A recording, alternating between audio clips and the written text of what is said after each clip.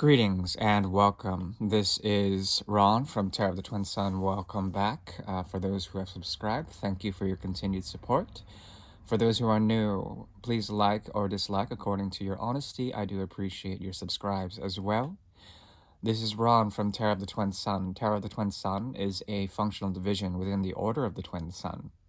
Today, we channel upon the energies of Virgo, and we bring in that which is tied to the house of the six, okay? Six, and the sixth house it encompasses the energy of devotion to praxis, to discipline, but discipline more on the meanderings or the mutability within unsaid information that is linked to the 12th house. And the 12th house is essentially a multiplication by a factor of 2 of the 6, and therefore there is a doubling of effect when it comes to the devotional practice when it elicits the 7th house from Virgo. There's an energy here that emerges that has to do with devotion, praxis, the ability to understand methodologies, and to take from those methods that which we feel to be grounded on, according to self-criticism, as well as self-doubt, as well as self-purification. Virgo has an energy or a tendency to be a curator of sorts, a curator of who they deem fit according to their purification process, their straying process. There is a way to sieve that which is unnecessary, take out unnecessary materiality to produce the depth and complexity of true compassion, of true purity, of that of which is the purest of waters, okay? We'll go ahead and begin now. I am using a tool known as the Great Mirror. The Great Mirror is a tool I've devised. It's a 9-card spread to see different levels of karma that may exist between you and a significant other, okay? This significant other can be a person, place, or thing, or it depends. Really, it could be also a project or an inanimate sort of entity, okay? Could be also a mirror between you and yourself according to the past or the future stances of your path, okay? We'll go and get started. I'm working from a deck that is from 1890. This is a 130-year-old deck. Very strong deck. And we'll go ahead and pull from the Great Mirror. The 6th house is now open. We'll get started now.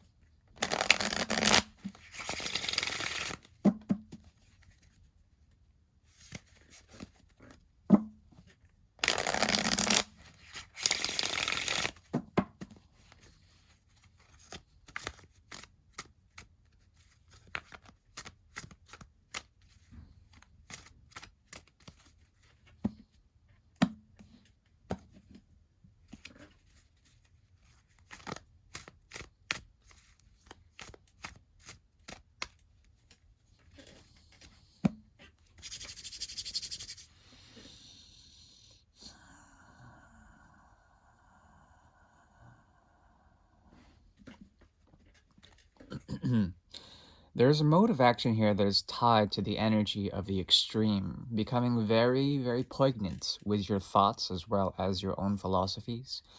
Perhaps you're getting communication of sorts that is intended to bring out a sense of truth, or truth is approaching on your doorstep, on your precipice, and it's your initiative or prerogative to deal with that truth in some sort of way.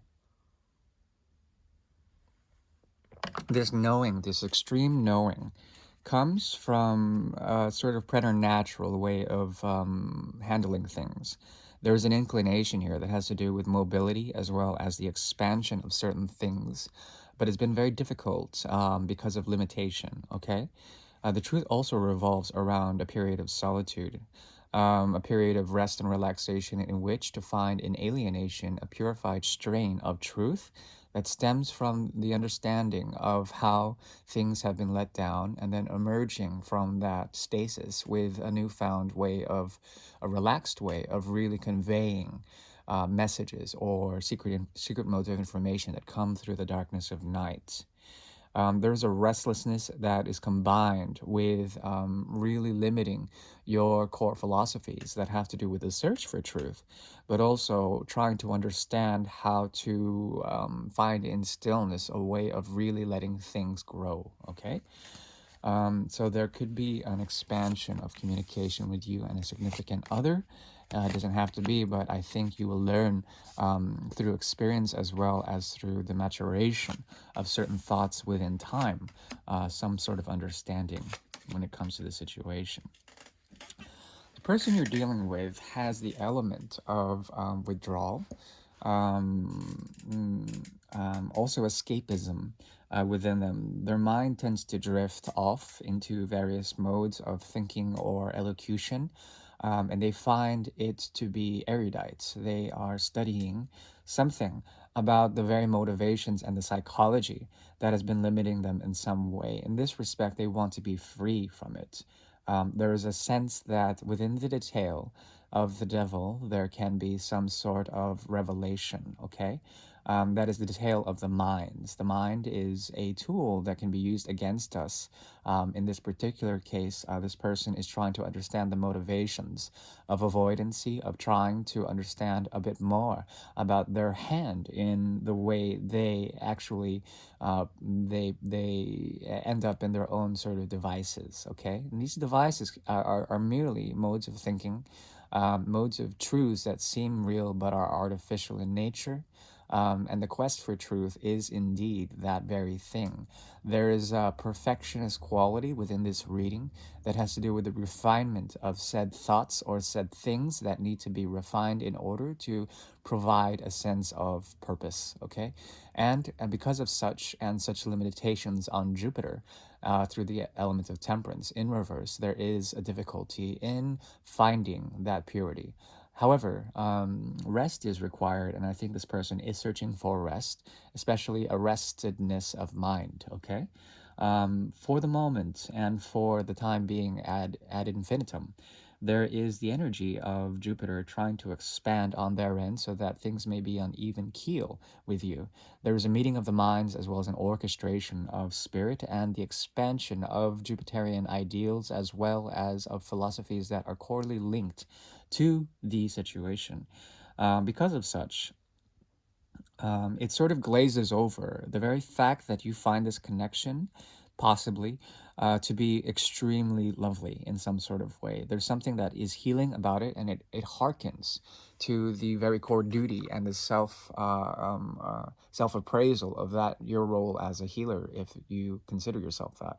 That is the mystery of Virgo, because indeed they have a tendency to have inclinations towards sustaining or grounding that which is the physical body, and using that as a means to represent some very deep emotional core reservoirs, okay, and to sustain those ecosystems. In this respect, it's kind of ecological, okay? The person that you're dealing with has an ecology of the mind that is very rooted. It's rooted in co-orchestration. So they want to do things. They're called upon. Their deepest impulse is to really find peace of mind and to find some sort of grounding and to expand in an altruistic way, and give you some sort of commitment that stems from very deep and echo chamber sort of feelings within. There's a harmony or resonance within them that wants to express itself, but each time it does, there's something about their mind that is very much on teeter. It tends to oscillate from different place to place. It gets fried in some sort of way. Therefore, there is a need for them to break free from the limitations of the mind or limitations of meanderings of thought that are elicited through the energy of Gemini, also Aquarius. Okay. Not so much Libra. I would say they have a Sagittarian, Gemini, and Aquarius complexion to them. So that combination involves the energies of Mercury as well as Saturn, Uranus, shifting and sort of freneticism of the mind being the very structure, and and the mind also doing things out of its own sort of need to sustain itself, to sustain its own authority.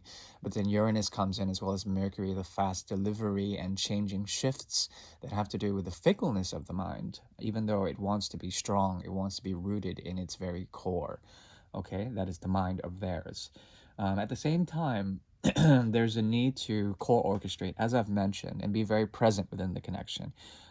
You are concerned mostly with the sustaining element of love, as well as pure emotional reserve on your end. There's a lot of emotions that are elicited within this connection, and you represent to them the end all be all of a great number of things, the great mystery that evolves out of the Three of Cups, a great deal of joy. But for the time being, you have a penchant for not really offering much at all. Meaning that you have a great deal of emotional reservoir, a great deal of emotional supply when it comes to this, but you are not willing to give them that much, considering you want to act as a leader or at least sustain something that has to do with, excuse me, the conversion of such expectations. They have more of a grounded approach. They want to be real about the connection. But I think you are more in the emotional, nurturing aspect that ties your energy to familial response, organizational response, trying to be responsible with the way you handle the nature of love is very much here. And there's a great deal of love within the connection, also creative, intuitive understanding. But you will not give to someone who does not deserve it. And I think that's your biggest qualm. That's fine.